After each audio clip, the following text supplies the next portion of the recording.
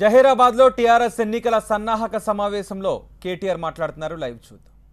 గౌరవ శాసనసభ్యులు పెద్దలు భూపాల్ రెడ్డి గారు, మాణిక్ రావు గారు, క్రాంతి గారు, గౌరవ మాజీ శాసనసభ్యులు అన్న రవీందర్ రెడ్డి గారు, అదే రకంగా మరి ఈరోజు గౌరవ శాసన మండలి సభ్యులు ఫరీదుద్దీన్ గారు, గౌరవనీయులు పల్లా రాజేశ్వర్ రెడ్డి గారు, నిన్ననే ఇప్పుడు మరి తాజా కొత్తగా నిన్ననే శాసనసభ్యుడిగా ఎంపికైన గౌరవనీయులు సేరి సుభాష్ రెడ్డి గారు, ఈ నియోజకవర్గ ముద్దుబిడ్డ మరొక శాసన మండలి సభ్యులు అన్న రాజేశ్వర్ గారు, గౌరవనీయులు పార్టీ మన జనరల్ సెక్రటరీ గారు, ఈ నియోజకవర్గానికి ఇన్ఛార్జ్గా ఉన్న సోమ భరత్ గారు, గౌరవ పెద్దలు ఇప్పుడే పోచారం శ్రీనివాసరెడ్డి గారి గురించి వారు మాట్లాడుతుంటే నేను అదే అడిగిన వారిని, మీకు శ్రీనివాసరెడ్డి గారి బాధ మీకు తెలుసు కాబట్టి మీరు వారిని యాద్ చేసుకున్నారంటే, అవును భాయ్ సాబ్ నాకు తెలుసు, స్పీకర్గా ఉంటే బయటికి రాజకీయ వేదికల మీదకి రాలేమనే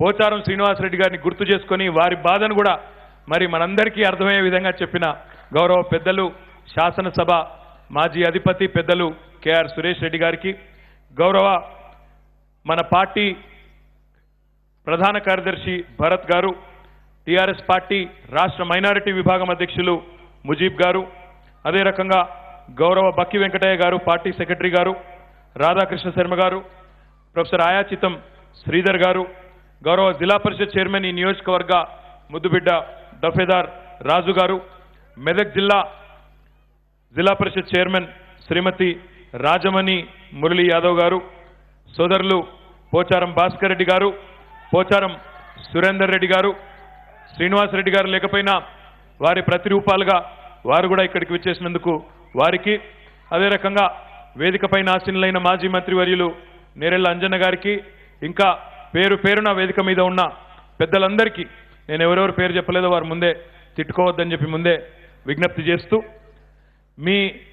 మా ఎదురుగా ఉన్న పాత్రికేయ మిత్రులకు ఈరోజు వేదిక మీద మేమందరం కూర్చున్నామంటే, ప్రజాప్రతినిధులుగా ఎంపికైనామంటే, అధికారంలో ఈరోజు కేసీఆర్ గారు ఉన్నారంటే, టీఆర్ఎస్ ప్రభుత్వం అధికారంలోకి వచ్చిందంటే దానికి ప్రధానమైన బాధ్యులు, ప్రధానమైన కారకులు మా పదవులన్నింటికి కూడా మీ దయ మీ పుణ్యం అని చెప్పి మా అన్నదమ్ములైన నాయకులకు, అక్క చెల్లెలైన కార్యకర్తలందరికీ పేరున నా శిరస్సు వంచి హృదయపూర్వకంగా నమస్కారాలు తెలియజేసుకుంటా ఉన్నాను.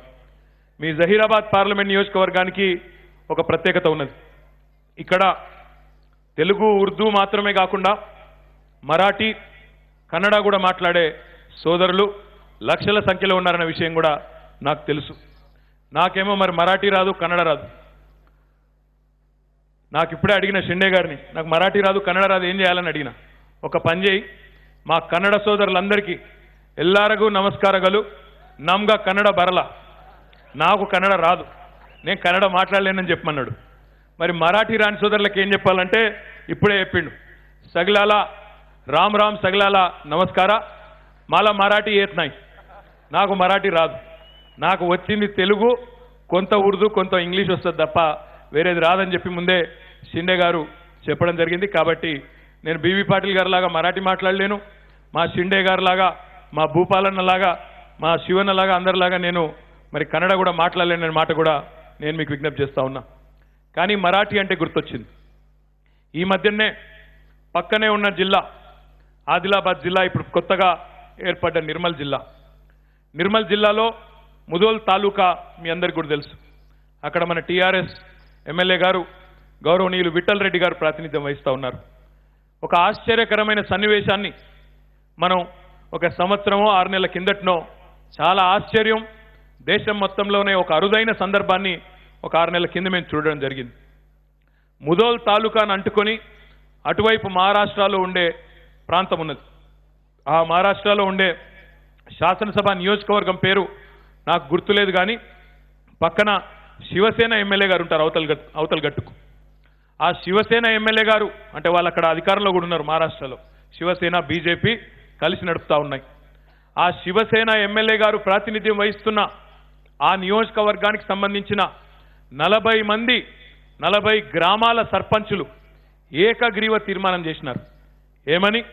మేము మహారాష్ట్రలో ఉండం, మాకు మహారాష్ట్రలో రైతు బంధు లేదు, రైతు బీమా లేదు, కళ్యాణ లక్ష్మి లేదు, షాదీ ముబారక్ లేదు, ఆసరా పెన్షన్లు లేవు, రోడ్లు చక్కగా లేవు, కేసీఆర్ కిట్లు లేవు, మమ్మలను తెలంగాణలో కలుపుకోండి అని చెప్పి 40 గ్రామాల సర్పంచులు, 40 గ్రామాల గ్రామ పంచాయతీలు రాష్ట్రానికి సంబంధించిన వాళ్ళు ముదోళ్ళలో కలుపమని చెప్పి వారు అభ్యర్థిస్తూ ఉన్నారు.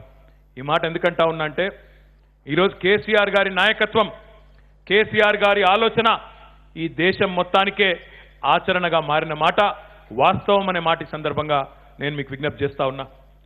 71 ఏళ్ల భారతదేశ స్వాతంత్రానంతరం 2 పార్టీలు ఈ దేశాన్ని పరిపాలించడం జరిగింది. ఒకటేమో కాంగ్రెస్ పార్టీ, రెండవదేమో భారతీయ జనతా పార్టీ. ఈ 2 పార్టీలకు ప్రజలు అవకాశం ఇచ్చినారు, దేశాన్ని ముందుకు తీసుకొని పోమని చెప్పి మరి ఒకసారి కాదు, 2 సార్లు కాదు, పలు దఫాలు అవకాశం ఇచ్చినారు. కానీ ఈ రోజుకు కూడా స్వాతంత్ర్యం వచ్చిన తర్వాత 71 ఏళ్ల తర్వాత కూడా ఇంకా ఈ దేశంలో కరెంటు లేని ఊళ్ళు, ఇంకా ఈ దేశంలో మంచినీళ్లు లేని ఊర్లు, ఇంకా ఈ దేశంలో రోడ్లు లేని ఊర్లు, తినడానికి తిండి లేని అభాగ్యులు ఉన్నారంటే దానికి కారణం ఈ 2 పార్టీలు కాదా? ఒక్కసారి మీరు ఆలోచించాలని చెప్పి నేను కోరుతా ఉన్నా. మహారాష్ట్రలో ఉండే 40 గ్రామాల ప్రజలు ఈరోజు మేము తెలంగాణలో కలుస్తామని చెప్తా ఉన్నారంటే మరి అక్కడ ఉండే పరిపాలన ఎట్లా ఉంది, పక్కన తెలంగాణలో ఎట్లా ఉన్నదో ఒక్కసారి ఆలోచించమని చెప్పి కూడా నేను మిమ్మల్ని ఈ సందర్భంగా ప్రార్థిస్తా ఉన్నా. 71 ఏళ్ల తర్వాత కూడా ఈ 2 ప్రధాన పార్టీలు జాతీయ పార్టీలుగా చెప్పుకునే కాంగ్రెస్ ఏమో ఈరోజు వాళ్ళు కూడా రీజనల్ ఫీలింగ్స్తో పార్టీని నడిపే ప్రయత్నం వాళ్ళు చేస్తూ ఉన్నారు. వీళ్ళేమో కమ్యూనల్ ఫీలింగ్స్తో బీజేపీ వాళ్ళు మతం పేరిట రాజకీయం వాళ్ళు చేస్తూ ఉన్నారు. కానీ ఈ 2 పార్టీల రాజకీయాన్ని తిప్పికొడుతూ మన నాయకుడు కేసీఆర్ గారి నాయకత్వంలో, ఆయన సారథ్యంలో ఈరోజు తెలంగాణ దేశానికే దిక్సూచిగా మారింది అంటే అతిశయోక్తి కాదు అనే మాట కూడా ఈ సందర్భంగా నేను మీకు విజ్ఞప్తి చేస్తా ఉన్నా. ఇది మామూలు విషయం కాదు. ఎందుకంటే 71 ఏళ్లలో చాలా మంది ప్రధానమంత్రులు పనిచేసినారు, 15 మంది, 15 పైచిలకు ముఖ్యమంత్రులు మన ఉమ్మడి ఆంధ్రప్రదేశ్ను కూడా పరిపాలించినారు. కానీ ఎవరికీ రాని ఆలోచనలు, ఎవరికీ లేని అవగాహన సామాన్యుడి పట్ల, పేదవారి పట్ల మన నాయకుడు కేసీఆర్కు ఉన్నది కాబట్టే, ముఖ్యంగా తాను స్వయంగా రైతు బిడ్డ, తాను స్వయంగా రైతు కాబట్టే ఈరోజు బ్రహ్మాండమైన కార్యక్రమాలు వారు తీసుకోవడం జరుగుతున్నదనే మాట కూడా నేను మీకు ఈ సందర్భంగా విజ్ఞప్తి చేస్తా ఉన్నా. ఇంకొక మాట కూడా మీకు ఈ సందర్భంగా నేను చెప్పాలి. ఇప్పుడే నేను పెద్దలు సురేష్ రెడ్డి గారితో చెప్తా ఉంటే, నిజానికి కేసీఆర్ గారి పూర్వీకులు కూడా మీ పార్లమెంటు నియోజకవర్గానికి సంబంధించిన వారే అనే మాట కూడా ఈ సందర్భంగా నేను మీకు చెప్తా ఉన్నా. ఎప్పుడు మిత్రులు గొంప గోవర్ధన్ గారికి తెలిసింది, కామారెడ్డి నియోజకవర్గంలో దోమకొండ అనే మండలం ఉన్నది. ఆ దోమకొండ మండలంలో పోసాన్పల్లి అనే ఒక ఊరు, ఆనాడు ఎప్పుడైతే మీ నిజాం సాగర్ ప్రాజెక్ట్ ఇక్కడనే పక్కనే నిజాం నవాబు కట్టినాడో, నిజాం నవాబు ఈ నిజాం సాగర్ తర్వాత పక్కనే ఉన్న అక్కడ అప్పర్ మానేరు ప్రాజెక్టును కూడా మన మానేరు నది మీద అప్పర్ మానేరు ప్రాజెక్టు కట్టడానికి శంకుస్థాపన చేయడం జరిగింది. ఆ అప్పర్ మానేరు ప్రాజెక్టులో 1930-40 ఆ సంవత్సరాల ప్రాంతంలో, ఆ దశకంలో ఆ ఊరు మునిగిపోయింది, పోసాన్పల్లి అనే ఊరు.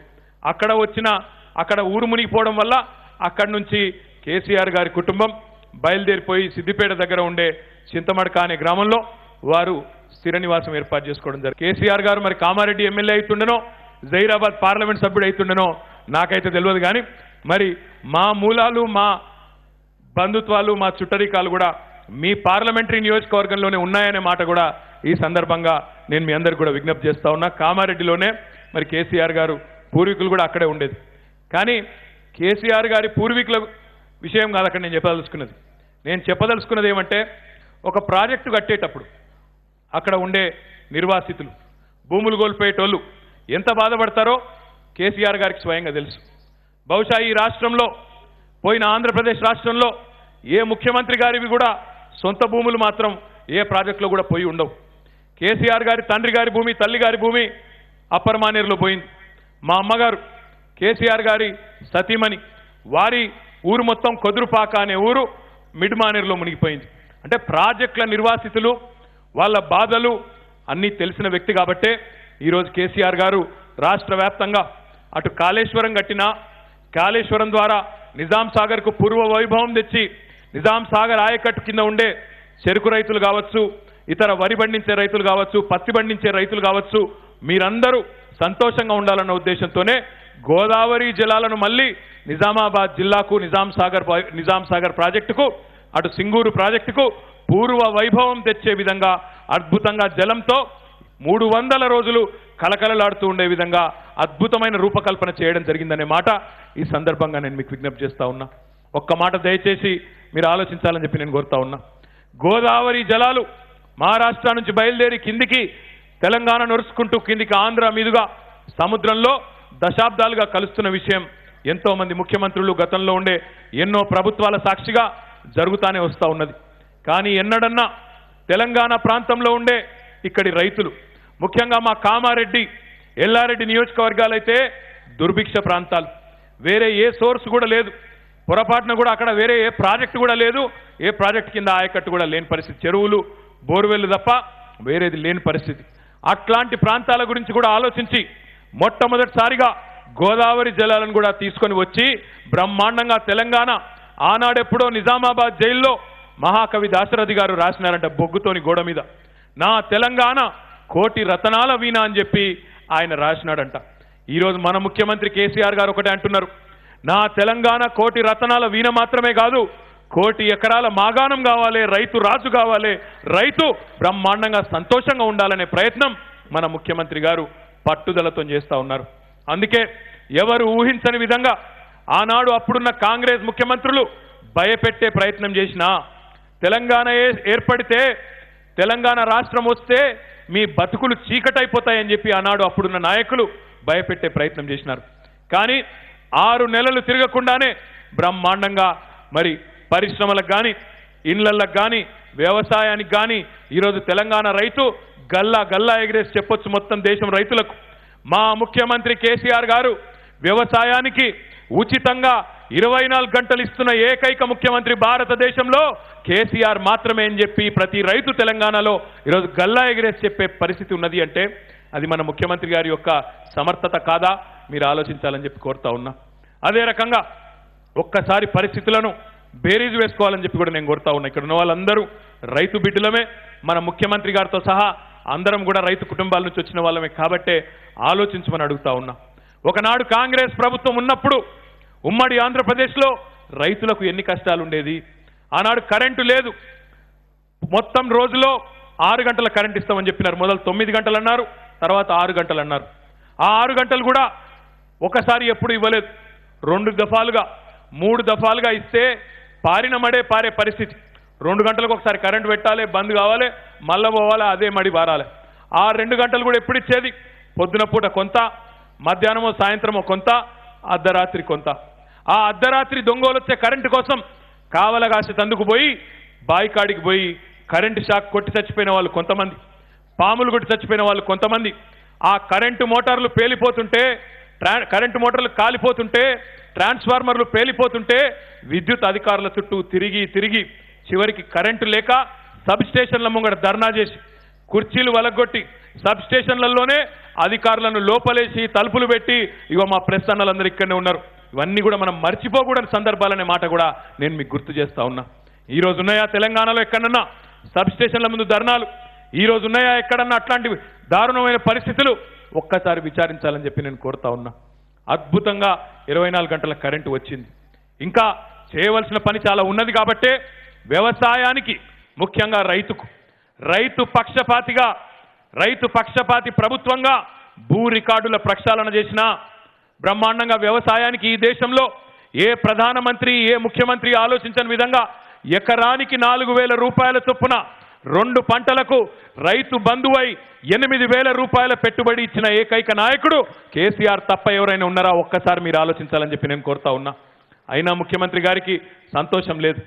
8,000 కాదు, ఈసారి ఈ దఫా గెలిస్తే 10,000 ఇస్తా అని చెప్పి వారు చెప్పడం జరిగింది.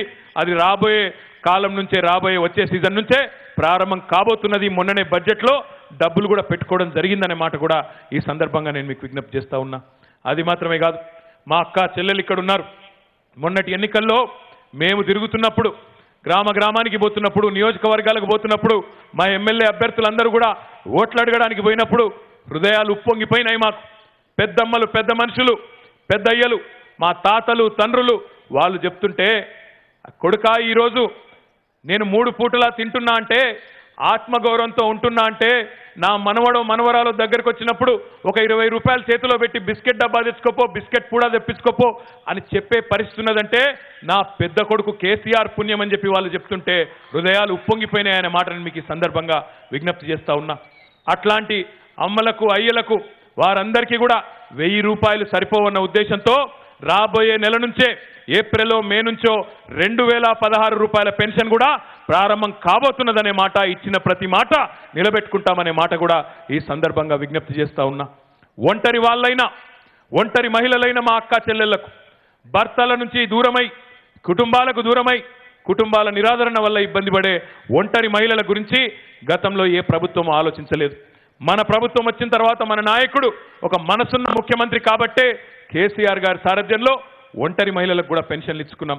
ఇగో ఇక్కడ రాజేశ్వర్ గారు ఉన్నారు, ఎమ్మెల్సీ గారు. వారికి బీడీ కార్మికులతో ఎక్కడలేని అనుబంధం ఉన్నది. బీడీ టేకేదారులు కానీ కార్మికులు కానీ బీడీ కార్మికురాళ్ళు బాగా ఉండే మా నిజామాబాద్ జిల్లాలో, మరి మన నిజామాబాద్ జిల్లాలో ఎవరన్నా ఎన్నడన్నా వాళ్ళ గురించి పట్టించుకున్నారా ఏ ప్రభుత్వం అన్నా మీరు ఆలోచించండి అని చెప్పి నేను కోరుతా ఉన్నా.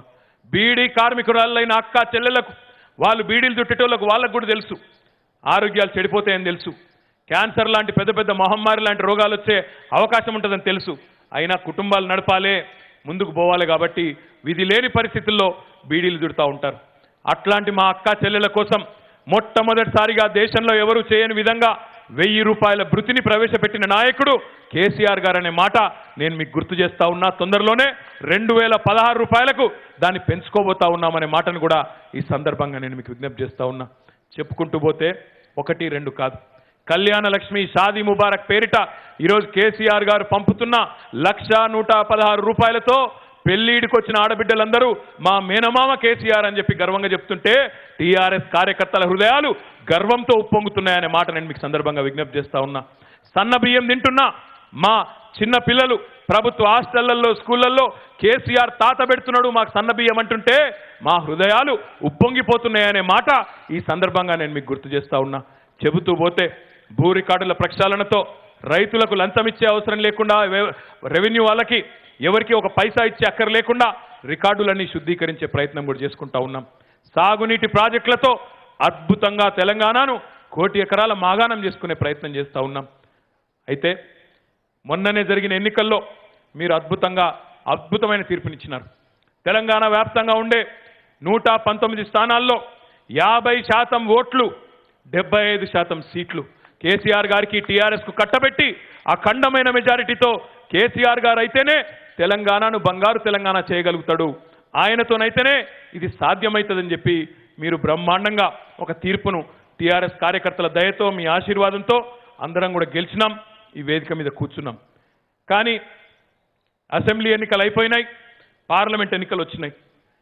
అసెంబ్లీ ఎన్నికలకు ముందు తొడగొట్టిన కాంగ్రెస్ నాయకులు మేము కేసీఆర్ ఎట్లా గెలుస్తాడో చూస్తామని చెప్పి విచిత్రమైన పొత్తులు పెట్టుకున్న కాంగ్రెస్ నాయకులు మళ్ళీ సవాళ్లు విసురుతా ఉన్నారు. ఇప్పుడు కొత్తగా మీరు చూస్తూ ఉన్నారు, వాళ్ళు కొత్త మాటలు మాట్లాడుతున్నారు. ఈ ఎన్నికలకు కేసీఆర్కి ఏం సంబంధం, కేసీఆర్ గారు మొన్ననే గెలిచిండు, ముఖ్యమంత్రి అయ్యిండు, ఎంపీ ఎన్నికలతో కేసీఆర్కి ఏం సంబంధం అని చెప్పి విచిత్రమైన మాటలు మన నాయకులు మాట్లాడుతూ ఉన్నారు. జాగ్రత్తగా ఈ విషయాన్ని ప్రజలకు చెప్పవలసిన బాధ్యత మన మీద ఉన్నదనే విషయాన్ని నేను మీకు విజ్ఞప్తి చేస్తా ఉన్నా. ఈ ఎన్నికలు తెలంగాణకు అత్యంత కీలకం. ఎందుకు కీలకం అంటే ఇప్పుడే మిత్రులు ప్రశాంత్ రెడ్డి గారు ఒక మాట చెప్పినారు. పక్కనే ఉన్న ఆంధ్రప్రదేశ్ రాష్ట్రంలో ఈరోజు పోలవరం అనే ఒక ప్రాజెక్టు గోదావరి నది మీద కడతా ఉన్నారు. ఆ ప్రాజెక్టుకు కేంద్ర ప్రభుత్వం, నరేంద్ర మోడీ గారి ప్రభుత్వం జాతీయ హోదానిచ్చింది. జాతీయ హోదా అంటే ఏంది? ₹1 ఖర్చు అయితే ఆ ప్రాజెక్టులో 90 పైసలు ఢిల్లీ నుంచి వస్తాయి. మనం ఏమడిగినాం ప్రధానమంత్రి గారిని, ఆయన గజ్వేల్కి వచ్చినాడు. ముఖ్యమంత్రి గారి నియోజకవర్గానికి మెదక్ జిల్లాలో గజ్వేల్కు రావడం జరిగింది ప్రధానమంత్రి గారు. ఇట్లనే మీటింగ్ అయింది, పెద్ద మీటింగ్, లక్షల మంది సమక్షంలో మన ముఖ్యమంత్రి గారు కేసీఆర్ గారు ప్రధానమంత్రి నరేంద్ర మోడీ గారిని ఒక మాట అడిగినారు. అయ్యా ప్రధానమంత్రి గారు, తెలంగాణ ఉద్యమం జరిగిందే నీళ్ల కోసం, మా రైతుల కన్నీళ్లను తోడవడం కోసమే తెలంగాణను సాధించుకున్నాం. మీరు పక్క రాష్ట్రమైన ఆంధ్రప్రదేశ్కు పోలవరానికి జాతీయ హోదా ఇచ్చినారు. అందులో మా భూములు కూడా మునిగిపోతున్నా సరే ఓర్చుకున్నాం, బాధ అయినా ఖమ్మం జిల్లాలో నష్టం జరుగుతున్నా ఓర్చుకున్నాం, మా గిరిజనులు మునుగుతున్నా బాధపడ్డాం, కానీ సరే రైతులకు న్యాయం జరుగుతుందని చెప్పి ఓర్చుకున్నాం. అట్లాంటి పరిస్థితుల్లో మీరు పక్క రాష్ట్రానికి జాతీయ హోదా ఇచ్చినారు, పోలవరానికి మాకేం అభ్యంతరం లేదు, వారికి మంచి చేయండి. కానీ తెలంగాణ రైతాంగం ఆవురావురుమని చూస్తున్నది. తెలంగాణ వస్తే మా పొలాలకు, పంట పొలాలకు నీళ్ళు వస్తాయని చూస్తున్నది. అందుకే 80,000 కోట్ల రూపాయలతో కాళేశ్వరం ప్రాజెక్టు చేపట్టినాం. మరి మా ప్రాజెక్టుకు కూడా, మా కాళేశ్వరం ప్రాజెక్టుకు కూడా, మా కామారెడ్డికి, మా ఎల్లారెడ్డికి, మా నారాయణ్ ఖేడ్కు, మా జహీరాబాద్కు, ఈ ప్రాంతం మొత్తానికి కూడా అదే రకంగా నిజాం సాగర్ నింపి ఎస్ఆర్ఎస్పికి పూర్వ వైభవం తెచ్చే కాళేశ్వరం ప్రాజెక్టుకు కూడా జాతీయ హోదా ఇవ్వండి, మాకు కూడా సహకరించండి అని చెప్పి విజ్ఞప్తి చేస్తే ముసిముసి నవ్విండు. దండలు తీసుకున్నాడు, దండలేస్తే అవతల పడ్డాడు తప్ప ఇప్పటి వరకు చడి లేదు, చప్పుడు లేదు, ఒక్క మాట లేదు. అదే రకంగా మీరు చూస్తూ ఉన్నారు, భారతదేశం మొత్తం ఈరోజు కేసీఆర్ గారి పథకాలను చూసి అబ్బురపడతా ఉన్నది. కేంద్ర ప్రభుత్వంలో నీతి ఆయోగ్ అనే ఒక సంస్థ ఉంటుంది. ఈ నీతి ఆయోగ్ అనే సంస్థ భారతదేశంలో ఎక్కడెక్కడ ఆదర్శవంతమైన విధానాలుంటే ఆ విధానాలను చూసి కేంద్ర ప్రభుత్వానికి, ఇతర రాష్ట్రాలకు కూడా చెప్తుంది, మంచిగా జరుగుతున్నాయి, మీరు కూడా చేయండి అని చెప్పి చెప్తుంది. ఆ నీతి ఆయోగ్ అనే సంస్థ వచ్చింది మన దగ్గరికి. వచ్చి ఇంటింటికి నల్లా నీళ్ళు ఇచ్చే మిషన్ భగీరథ కార్యక్రమాన్ని అధ్యయనం చేసింది, చదివింది, మొత్తం పరీక్షించింది. ఊరూరా చెరువులను బాగు చేసుకునే మిషన్ కాకతీయను పరిశీలించింది, బాగున్నదని చెప్పింది, కితాబ్ ఇచ్చింది. కేంద్ర ప్రభుత్వానికి సిఫారసు చేసింది. ఏమని చేసింది? మిషన్ కాకతీయకు 5,000 కోట్ల రూపాయలు ఇవ్వండి, మంచి పథకం, రైతులు బాగుపడే పథకం, ఊర్లు బాగుపడే పథకం, మత్స్యకారులు బాగుపడే పథకం, ఊళ్ళో ఉండే కుల వృత్తులన్నిటికీ పూర్వ వైభవం తెచ్చే అద్భుతమైన పథకం, ఊరు వ్యవస్థ మొత్తాన్ని బాగు చేసే పథకం, దీనికి ఒక 5,000 కోట్లు ఇవ్వండి అని చెప్పింది. మిషన్ భగీరథ మా ఆడబిడ్డల కష్టాలను, నీటి కష్టాలను దూరం చేసి కిలోమీటర్లు నడిచే అవస్థ లేకుండా ఇంటింటికి నల్లబెట్టి నీళ్ళు ఇచ్చే పథకం, దానికి ఒక 19,000 కోట్లు, అంటే రెండింటికి కలిపి 24,000 కోట్లు ఇవ్వండి అని 3 ఏళ్ల కిందటనే ఉత్తరం రాసి సిఫారసు చేసింది నరేంద్ర మోడీ గారి ప్రభుత్వానికి. 24,000 కోట్లు ఇవ్వమని నీతి ఆయోగ్ వాళ్ళ సంస్థనే సిఫారసు చేస్తే నరేంద్ర మోడీ గారి ప్రభుత్వం మనకిచ్చిందెంత? 24 పైసలు కూడా ఇయ్యలేదనే మాట ఈ సందర్భంగా నేను మీకు విజ్ఞప్తి చేస్తా ఉన్నా. అందుకే ఆలోచించవలసిన అవసరం ఉంది. 16 మంది పార్లమెంట్ సభ్యులు టీఆర్ఎస్ వాళ్ళు రేపు ఢిల్లీలో ఉంటే అప్పుడు జాతీయ హోదా మన కాళేశ్వరానికి తన్నుకుంటూ రాదా తెలంగాణకు? ఒక్కసారి మీరు ఆలోచించాలని చెప్పి నేను కోరుతా ఉన్నా. రేపు ఢిల్లీ జుట్టు మన చేతుల్లో ఉంటే మనకు నీతి ఆయోగ్ సిఫారసు చేసినా చేయకపోయినా హైదరాబాద్కు వచ్చి, ఇక్కడికే వచ్చి దండం పెట్టి దేవుడా అని 24,000 కోట్లు కాదు 48,000 కోట్లు ఇచ్చిపోయే పరిస్థితి ఉంటుందా ఉండదా మీరు ఆలోచించాలి. ఎట్లున్నది ఢిల్లీ ఈరోజు? బడితున్నోడిదే బర్రె, ఎవరి దగ్గర బడితుంటే, ఎవరి దగ్గర కట్టి ఉంటే ఆయననే బర్రెని మలుపుకొని పోతున్నాడు. ఢిల్లీలో కేంద్రంలో రైల్వే మంత్రిగా మమతా బెనర్జీ గారు ఉంటే రైలు ఎక్కడికి పోతుంది? పశ్చిమ బెంగాల్కు పోతుంది. కేంద్రంలో రైల్వే మంత్రిగా లాలూ ప్రసాద్ యాదవ్ గారు ఉంటే రైలు ఎక్కడికి పోతుంది? బీహార్కు పోతుంది. అవసరమైతే లాలూ ప్రసాద్ యాదవ్ గారి అత్తగారింటి దాకా పోతుంది రైలు, కానీ తెలంగాణకు రాదు. నరేంద్ర మోడీ గారు ప్రధానమంత్రిగా ఉంటే రైలు ఎక్కడికి పోయింది? బుల్లెట్ రైలు ఢిల్లీ నుంచి ముంబైకి పోయింది, మధ్యలో మొత్తం గుజరాత్ మీదకి వెళ్ళిపోయింది, కానీ తెలంగాణ దిక్కు రాదు, జహీరాబాద్ దిక్కు రాదు, హైదరాబాద్ దిక్కు రాదు. అందుకే ఆలోచించాలి. ఈరోజు దేశంలో పరిస్థితి ఎట్లున్నదంటే, మోడీ గారిని 2014లో దేశ ప్రజలు ఈయనేదో చాలా గొప్పగా చేస్తాడు, బ్రహ్మాండంగా చేస్తాడని చెప్పి ఎన్నుకోవడం జరిగింది. మొత్తం మెజారిటీ ఇచ్చినారు అన్నాడు. 280 పైచిలకు స్థానాల్లో నరేంద్ర మోడీ గారి భారతీయ జనతా పార్టీని గెలిపించినారు. కానీ మోడీ గారు సబ్కా సాత్ సబ్కా వికాస్ అన్నాడు, కానీ తెలంగాణకు మాత్రం హాతే ఇచ్చిండు తప్ప సబ్కా సాత్ లేదు, మన్ను లేదు. తెలంగాణకి ఇచ్చింది మొండి చెయ్యి. కాబట్టే ఈరోజు ఎన్నికల్లో ఎక్కడ కూడా దేశంలో నరేంద్ర మోడీ గారి పరిస్థితి బాగలేదు.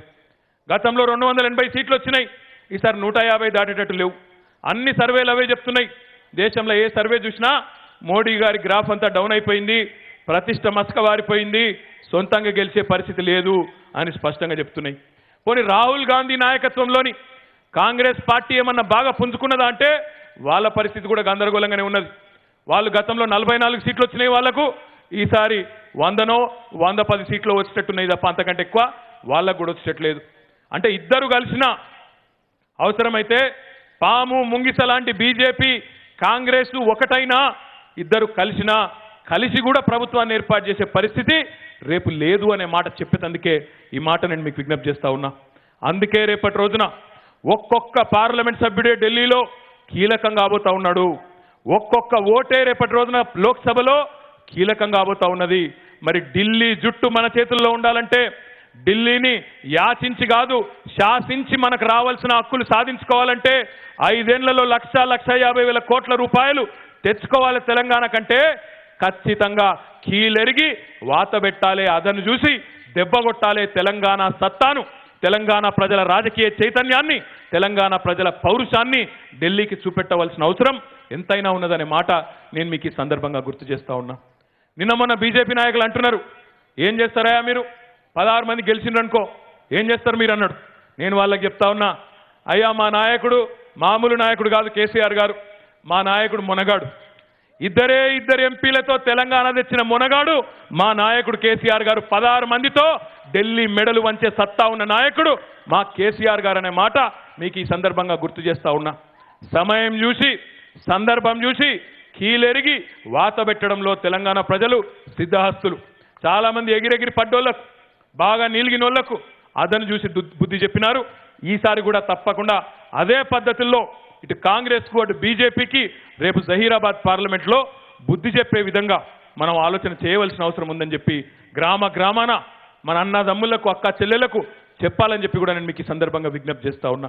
కానీ ఇది టీఆర్ఎస్ కుటుంబ సభ్యుల సభ, ఇది టీఆర్ఎస్ ముఖ్య నాయకుల సభ. ఇది ప్రతి నియోజకవర్గం నుంచి ఒక 3,000-4,000 మంది మాత్రం ఇక్కడికి చేరుకున్న ఈ సభలో మనం కొన్ని విషయాలు కూడా ఆత్మవిమర్శ కూడా చేసుకోవాల్సిన అవసరం ఉంది. మీరు ఈరోజు రాష్ట్ర వ్యాప్తంగా చూసినట్టయితే, రాష్ట్రం మొత్తంలో చూసినట్టయితే పథకాలు కేసీఆర్ గారివి అంతటా అమలవుతా ఉన్నాయి. రైతు బంధు అందరికి వస్తున్నది, ఒక టీఆర్ఎస్ వాళ్ళకి వస్తలేదు, కాంగ్రెస్ వాళ్ళకి వస్తున్నది, టీడీపీ వాళ్ళకి వస్తున్నది, ఇంకేమన్నా మిగిలి ఉంటే టీడీపీ బీజేపీ వాళ్ళకి వస్తున్నది, అన్ని పార్టీలలోకి వస్తున్నది. కళ్యాణ లక్ష్మి చెక్కులు అందరికి వస్తున్నాయి, రాజకీయాలు లేవు అందులో. ఆసరా పెన్షన్లు అందరికి అందుతున్నాయి. మరి జహీరాబాద్ పార్లమెంట్లో కూడా అందరికీ అన్నీ వస్తున్నప్పుడు, రాష్ట్రం మొత్తట 50% ఓట్లు పడ్డప్పుడు మరి జహీరాబాద్ పార్లమెంట్లో మనం కొన్ని నియోజకవర్గాల్లో ఎందుకు వెనుకబడ్డామో ఆత్మవిమర్శ చేసుకోవాల్సిన అవసరం ఉన్నది. నా ముంగట ఈరోజు ఈ లెక్కలు ఉన్నాయి. 2014లో ఆనాడు అప్పటి శాసనసభ ఎన్నికల్లో మనం మొత్తం జహీరాబాద్ పార్లమెంటరీ నియోజకవర్గ పరిధిలో 46% ఓట్లు తెచ్చుకున్నాం. 2018లో ఈసారి కొంత పెరిగింది ఓట్ల సంఖ్య. ఆనాడు 46 వస్తే ఈసారి 49% ఓట్లు మనకు వచ్చినాయి. అందులో కొన్ని చోట్ల బాగా పెరిగింది. ఉదాహరణకు ఆనాడు జహీరాబాద్ అసెంబ్లీ నియోజకవర్గంలో 2014లో అప్పుడు మనం ఓడిపోయినాం. మిత్రులు మాణిక్రావు గారు ఇక్కడనే ఉన్నారు. 36% ఓట్లు వచ్చినాయి 2014లో. 36 వచ్చినట్టు లొల్లి పెడతారు రబై నాకు అర్థం కదా, పెరిగితే లొల్లి పెట్టాలి కానీ 36 వచ్చినాయి ఆనాడు. ఫెయిల్, 36 అంటే ఫెయిల్ మార్కులు. ఈసారి 15% పెరిగింది, 51% మార్కులు వచ్చినాయి. కానీ సరిపోదు. జహీరాబాద్ వాళ్ళు ఎక్కడున్నారు? సప్పుడు లేదు. మరి ఏం సంగతి మీది? జరా జహీరాబాద్ వాళ్ళు హుషారు కావాలి. అట ఫరీదుద్దీన్ సాబ్ ఉన్నాడు, మాణిక్రావు గారు ఉన్నారు. మరి ఈసారి 51% వచ్చినాయి. ఇక మమ్మల్ని మించిన వాళ్ళు లేరు అనుకున్నారు. 51 కాదు, ఈసారి ఖచ్చితంగా జహీరాబాద్ అసెంబ్లీ నియోజకవర్గంలో మీరందరూ గట్టి పట్టుదలతో పనిచేయాలని చెప్పి నేను విజ్ఞప్తి చేస్తా ఉన్నా. 51 వచ్చింది కదా అని చెప్పి సంతృప్తి పడవద్దు. ఎందుకంటా ఉన్నా జహీరాబాద్లో అంటే రేపటి రోజున పార్లమెంట్లో కేంద్రంలో ఎవరు ఎర్రకోట మీద జెండా ఎగరాయాలనో మనము నిర్ణయించే పరిస్థితి, తెలంగాణ ప్రజలు నిర్ణయించే పరిస్థితి వస్తే జహీరాబాద్లో ఉండే నిమ్స్కు, మీ దగ్గర ఉండే నిమ్స్కు కేంద్రం నుంచి బ్రహ్మాండంగా పెద్ద ఎత్తున నిధులు తెచ్చుకొని జహీరాబాద్లో స్థానిక యువతకు పెద్ద ఎత్తున ఉపాధి అవకాశాలు కల్పించే అవకాశం, ఆ బాధ్యత మన మీద ఉంటుంది. కాబట్టి గట్టిగా కష్టపడాలని చెప్పి నేను విజ్ఞప్తి చేస్తా ఉన్నా. అదే రకంగా ఆందోళన నియోజకవర్గం చూసినట్టయితే గతంలో 2014లో 50% ఓట్లు వచ్చినాయి. ఈసారి క్రాంతి గారి నాయకత్వంలో 53% ఓట్లు వచ్చినాయి. చాలా సంతోషం, బ్రహ్మాండం గెలిపించినారు. కానీ 3% పెరిగింది. మీరు కూడా జై అంటే లాభం లేదు. 3 కాదు 65కు రావాలి. మీరు కూడా 50 నుంచి 53కు వచ్చినారు. 65%కి తగ్గకుండా దయచేసి బూతుల వారీగా టార్గెట్లు నిర్ణయించి ఏ ఊరోళ్ళు ఆ ఊరిలోనే టార్గెట్ పెట్టుకొని మొన్న ఎక్కడెక్కడనైతే ఏ బూతులలోనైతే మనకు మెజారిటీ రాలేదో అక్కడ ఎమ్మెల్యే గారు దయచేసి తప్పకుండా ప్రత్యేకమైన శ్రద్ధ పెట్టి ఆ బూతుల్లోనే మన నాయకులను ముఖ్య నాయకులను కూర్చోబెట్టి అక్కడే టార్గెటెడ్గా క్యాంపెయిన్ చేసినట్టయితే బ్రహ్మాండమైన అవకాశాలు ఉంటాయనే మాట కూడా నేను మీకు ఈ సందర్భంగా విజ్ఞప్తి చేస్తా ఉన్నా. ఇక మన బాన్స్వాడ శాసనసభ్యులు ప్రస్తుతం మా అందరికీ కూడా స్పీకర్గా గౌరవనీయులు లక్ష్మీపుత్రులు వ్యవసాయానికి మరి రెండో హరిత విప్లవానికి కేసీఆర్ గారి నాయకత్వంలో బీజం వేసిన పెద్దలు పోచారం శ్రీనివాసరెడ్డి గారు ఈరోజు మన మధ్యలో లేరు. వారు హైదరాబాద్లో ఉన్నారు. కానీ వారి మనసంతా ఇక్కడనే ఉన్నదనే మాట నాకు తెలుసు. టీవీలో వారు చూస్తుంటారని కూడా నాకు తెలుసు. వాళ్ళు బాన్స్వాడలోనే ఉన్నారా? స్పీకర్ గారి మనసు మొత్తం ఇక్కడనే ఉంటుంది. ఎందుకంటే ఆయన పాపం రోజు తెల్లారు లేస్తే బాన్స్వాడ హైదరాబాద్ ఆ స్కార్పియో ఎట్లా నడుస్తుందో ఆ టైర్లు ఎట్లా అరిగిపోతలేవో తెలియదు కానీ అటు అటు తిరుగుతూనే ఉంటాడు ఆ పెద్ద మనిషి. వారి నాయకత్వంలో మరి మనం గతంలో 2014లో 52% ఓట్లు వస్తే మొన్న 2% పెంచుకొని 54% ఓట్లు సాధించుకున్నాం. కానీ ఇక్కడ కూడా బాన్స్వాడలో కూడా మరి గౌరవ స్పీకర్ గారి ప్రాతినిధ్యం ఉన్న శాసనసభ స్థానం అక్కడ ఖచ్చితంగా అక్కడ కూడా 65% తగ్గకుండా ఓట్లు సాధించుకోవాల్సిన లక్ష్యం మన మీద ఉన్నది. ఇక్కడ జుక్కల్ నియోజకవర్గ సోదరులందరూ కూడా ఇక్కడనే ఉన్నారు. మీ సీటీలు కొట్టినట్టు కాదు, మీ నియోజకవర్గంలో ఓట్లు తగ్గినాయి. మొన్న 2014లో మీకు 63% వచ్చింది, ఈసారి 51 అయింది, 12% తగ్గింది. మా షిండే అన్నంటే కేసీఆర్ గారితో పాటు మా అందరికీ ఎక్కడలేని ప్రేమ. చాలా సౌమ్యుడైన నాయకుడు, మృదు స్వభావి, ఎవరిని నొప్పించే నాయకుడు కాదు. కానీ మరి ఎందుకో 12% ఓట్లు తగ్గినాయి. దానికి కారణం ఏందన్నది విశ్లేషించాలి. ఆనాడు 2014లో ఎట్లా అయితే 63% వచ్చిందో మరి పాటిల్ గారిది కూడా మీ స్థానమే, జుక్కల నుంచే ప్రాతినిధ్యం వహిస్తున్నారు. పాటిల్ గారు కూడా లోకల్ కాబట్టి ఖచ్చితంగా 63-64% ఓట్లు సాధించే దిశగా, పూర్వ వైభవానికి పోయే దిశగా జుక్కల్లో కూడా మీరు ప్రయత్నం చేయాలని చెప్పి కూడా నేను విజ్ఞప్తి చేస్తా ఉన్నా.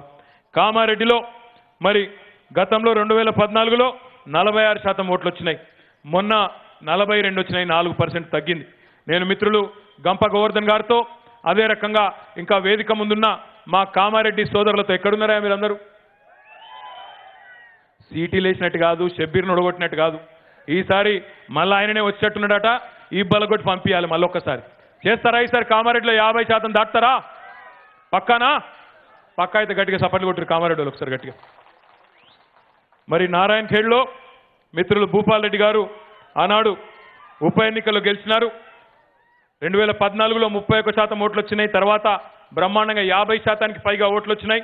మళ్ళీ మొన్నటి ఎన్నికల్లో కూడా మంచి మెజారిటీతో 55% ఓట్లతో భూపాల్ రెడ్డి గారు గెలుపొందడం జరిగింది. మరి రేపటి రోజున కూడా